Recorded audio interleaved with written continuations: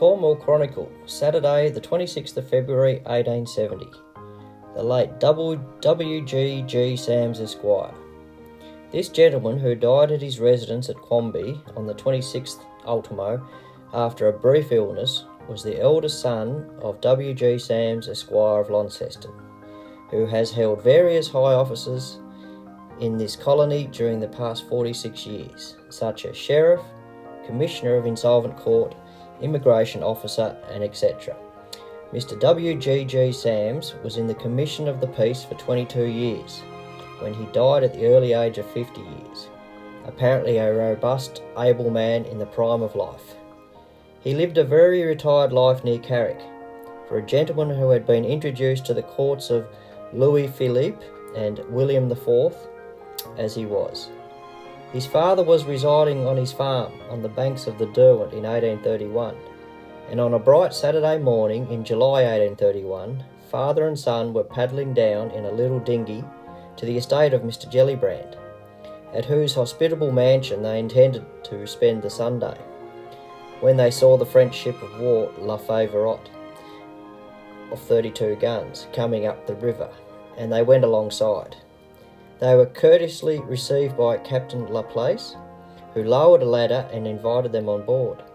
The arrival of any vessel was at that early period of the settlement of the colony an event, and the arrival of a French war vessel with a commissioner standing as high in the world of service as Captain Laplace marked quite a new era. The leading class in the colony, then the governing class, were thoroughly aristocratic, thoroughly British, and they knew how to dispense hospitality with dignity and decorum, quite as well then as now. During the brief stay of the La Favourite, her officers were entertained in a round of polished gaieties, and her commander and Mr. Sams' family had become such fast friends that Master W.G.G. Sams, then only 11 years of age, was entrusted to the care of Captain Laplace, to be conveyed in London to complete his education in England. Captain Laplace gladly undertook the care of Master Sams, who was his pupil, companion, and playmate on the voyage, and for some time in Paris, when Mr. Sams was introduced at the court of Louis Philippe, and as a bright, handsome lad, a British Tasmanian, he was a favourite everywhere, and especially with Madame Laplace and her family. Captain Laplace, prior to proceeding on his next voyage, completed his mission by placing Master Sams safely in the hands of his English relatives, by whom he was introduced, as his father had been to the sailor king William IV. The beginning of life, the first introduction of the late W.G. Sams to the great world, was very bright and hopeful, and it is surprising that he was content to return to the humdrum duties of colonial life. His affection for excellent parents alone accounts for this.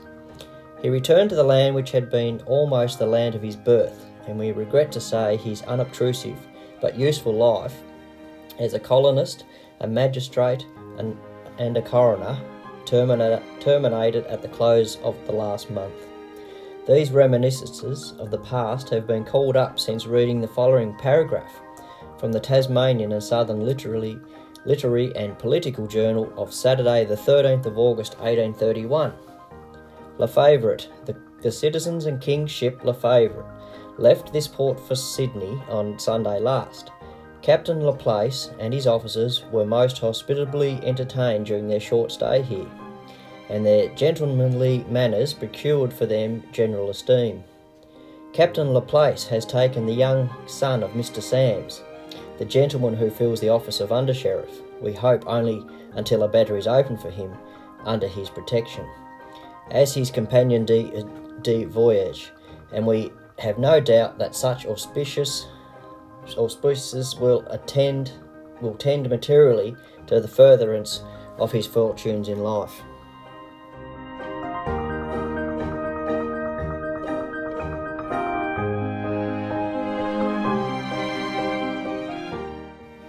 The Cornwall Chronicle, Friday the 25th of March 1870.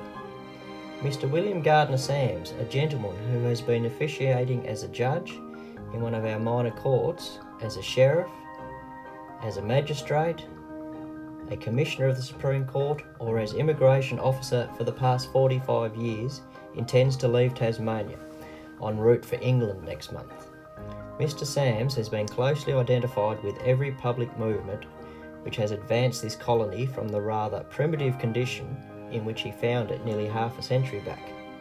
In reference to his connection with the progress of Victoria, Mr. Sams was the intimate friend of Batman and one of the truly patriotic eight, forming the company which enabled Batman to become the founder of Victoria, and official ties alone prevented Mr. Sams from accompanying Batman to Port Phillip in 1835. Mr. Sams is still active, healthy, vigorous, and as unbent as when he arrived in 1825, the very model of a courteous, accomplished English gentleman. But as the Lord Bishop of Sydney remarked, and it can scarcely be considered a very original remark either, life is uncertain, and of which of us may survive to see Mr. Sams return if, as we trust he may, be spared to revisit Tasmania. Under such peculiar circumstances, we think it would scarcely be creditable, certainly not kind of this fellow colonist, to allow the interim between this and the departure of Mr. Sams on his benevolent mission to lapse without some special public recognition of his past services and career. As an upright, honourable man, a sincere friend and a fellow colonist, of whom men of the highest principle have just reason to feel proud, the courteous and gallant old colonist, whose genial smile we shall all miss so much, who has performed his duty so long and so well at Great Britain's antipodes, will meet with no courtier at Windsor Castle or Buckingham Palace more courteous than himself, perhaps none more so than the friend he left there in the reign of his powerful friend and kind patron, the simple, honest sailor King William IV.